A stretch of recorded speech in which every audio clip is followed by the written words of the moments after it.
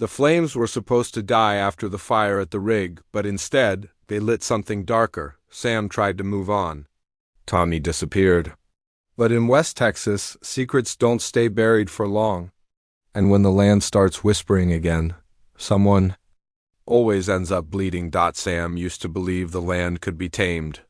That if you dug deep enough, fought hard enough, you'd strike oil land with it, power. Last season, he stood on top of the world. Contracts signed, rigs turning, money flowing. But all that changed the night the fire broke out at the South Ridge site. It wasn't just any fire. It was a blaze that wiped out 500,000 barrels of oil, injured 6 workers, and killed 1. The official report called it a faulty valve, but Sam knew better.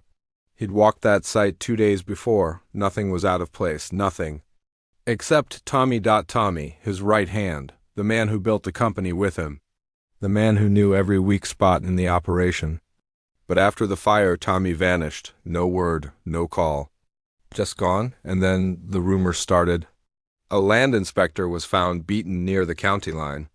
A private deal was made for water rights using Sam's name, but not his signature, for months.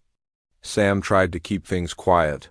He met with lawyers, cleaned up press releases, paid out hush money to families. But he couldn't shake one thing: the burned ledger they found in the wreckage. It listed a hidden bank account, one that Tommy had access to, and in that account, a large transfer dated just days before the fire. Sam didn't speak about it publicly. Not yet, but inside, the wound was open, festering. Tommy had betrayed him. And worse, he'd used Sam's trust to do it. Then a leak changed everything. An anonymous email reached every reporter in the state. Attached was a copy of the safety logs altered on the digital trail. Tommy's ID. Now the media was circling. Protesters stood outside the office. Investors pulled out. And Sam, once the face of strength, was suddenly the man with blood on his hands. But he didn't back down. Instead, he doubled security. He locked his files. He brought in a private investigator. And most importantly, he prepared for war, because Sam knew one truth about Texas oil. It's not the drilling that's dangerous, it's the men behind it. Tommy hadn't disappeared.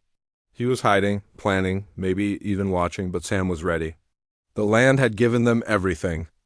Now it was going to take it all back. And this time, only one of them would be left standing when the dust settled. No one heard the first shot in this war. It wasn't a bullet. It was a look across a dusty town hall filled with tension. Thicker than the Texas heat. Sam stood at the mic, defending his name. But Tommy, sitting in the back row, smiled like he already knew the ending. It didn't explode all at once. The war between Sam and Tommy started slow, like oil seeping from a cracked pipe, unnoticed until the pressure hit. Sam had spent months cleaning up the fallout from the fire, but nothing could prepare him for what came next. Tommy showing up, bold as ever, at a public town hall meeting. Sam had been speaking about rebuilding the South Ridge project, to reassure the landowners and quiet the protests. Then someone stood up in the crowd. It was Tommy, dressed sharp, calm, like nothing had ever happened. The silence was painful. Everyone turned. Some gasped. Others whispered. But Tommy didn't care. He took the mic and said 5 words. "Sam Price isn't telling you everything," gasps. Cameras turned. Sam's heart dropped. Tommy spoke like a man with nothing to lose. He accused Sam of covering up the real cause of the fire. Claimed Sam's deals weren't just shady, they were illegal. He brought up the leaked documents, the offshore account, and hinted that workers were paid to stay quiet. Sam exploded. He fired back, called Tommy a liar, a traitor, a thief who nearly got men killed. Their argument turned into shouting. Town. Officials tried to calm it down, but the damage was done. The room had picked sides. That night, Sam's office was vandalized. Spray paint across the glass. Murderer? He didn't sleep. He called his team in at 5 a.m. and told them, no more. Silence. Tommy had gone public, so would he, but not with words. With action. Sam sent investigators to Tommy's properties, froze old business accounts. He even called in a favor from a senator. But Tommy was already ahead. Days later, a drone was shot down over one of Sam's private wells. Then, at a remote site in New Mexico, two workers were attacked. Their gear was stolen. One of them whispered to Sam later. They said it was Tommy's men. The line between business and war had vanished. Sam's crew grew smaller. Some walked away, too scared. Others joined Tommy, lured by promises of protection and new money. The company was splitting. Like bone under pressure. Then came the final spark. A press video of Tommy standing with a rival drilling company, smiling as they announced a new deal on land Sam had once promised to protect. Tommy had taken it, bought it through shell companies. And now he would drill first right on Sam's territory. Sam didn't cry. He didn't shout. He just stared at the map, quiet, focused, the same way a man looks at a gun he's about to load, because the brotherhood was gone, the friendship, the shared dreams, the long nights building something from nothing, all of it burned in that rig fire. What was left now was something darker, a feud. Deep and personal. And in the oil fields of West Texas, feuds don't end with forgiveness. They end with fire, blood, or both. Asterisk, not every devil wears horns. Some wear suits, sign contracts in glass towers, and smile while they stab. Sam thought he had seen the worst of it until he learned who was standing behind Tommy, and by then, it was too late.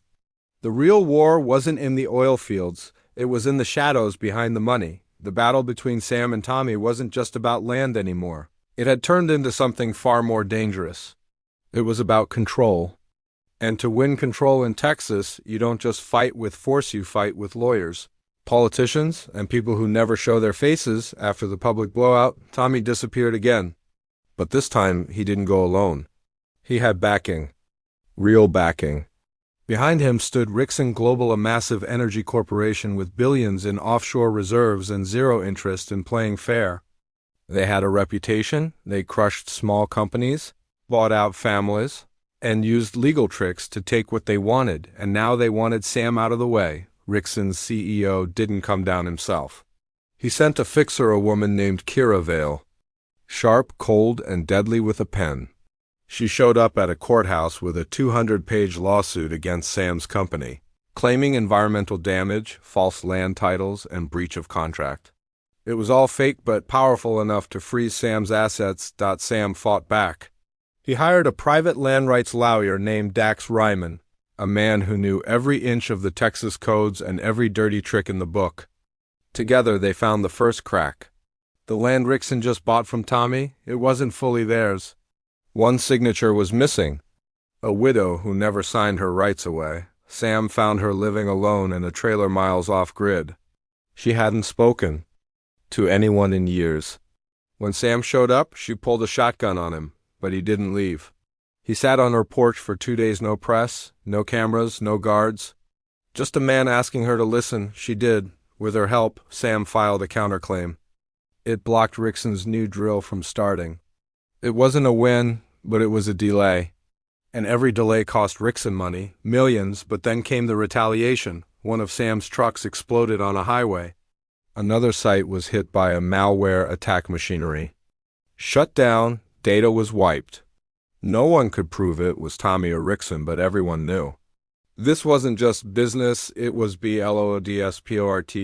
And somewhere in the middle of it all, Sam discovered the real reason Tommy turned. It wasn't greed. It was revenge. Years ago, when Sam was just starting out, he signed off on a land deal that hurt a lot of people. He didn't know all the names, but Tommy's family was one of them. They lost everything. Their home, their land, their father's legacy. Tommy never forgot. He had waited.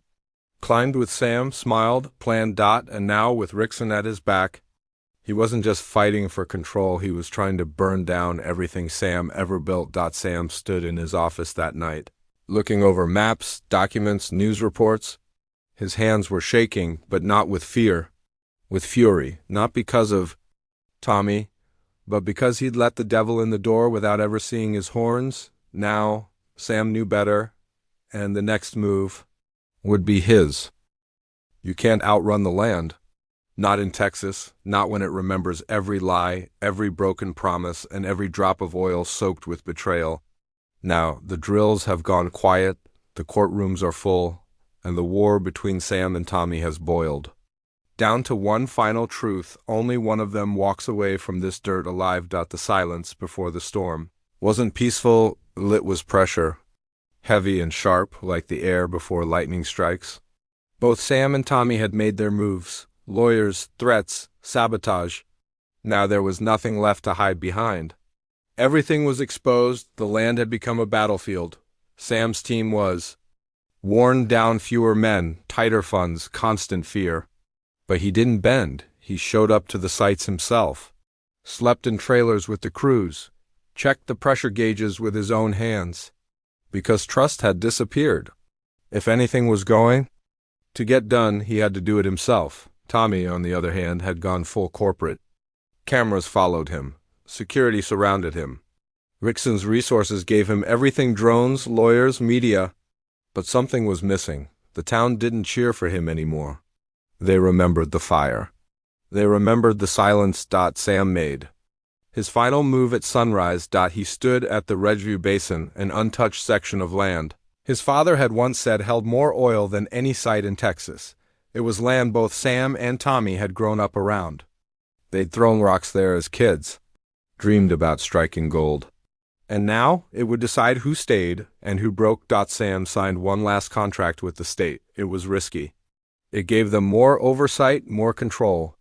But it did one thing right: it made Tommy's secret deal with Rickson fall apart. The state revoked Rickson's drill permit. That land, off limits now, the paperwork had teeth. And this time, the devil couldn't bite back. Tommy's reaction came fast. That night, a fire broke out at Sam's equipment yard. It wasn't an accident. Security footage caught masked men, professional, clean, gone in minutes. Machines burned, maps vanished. But one thing they didn't know: Sam had already moved the most valuable files, and this time, he pressed charges publicly on live news. With names: Tommy, Kira Vale, Rickson Global. And the town listened. Not because they forgave Sam, but because they feared Tommy more. The final confrontation wasn't in court or on the land. It was in a dry, cracked oil field at dawn. Just Sam. Just Tommy. No cameras. No lawyers. They didn't yell. They didn't fight. They just stood there. Tommy asked, "Was it worth it?" Sam answered, "It will be. When you're gone." Tommy walked away, and in that moment it was over, not because one man won, but because the land had chosen. And in Texas, the land always gets the last word. Sam didn't smile. He didn't celebrate.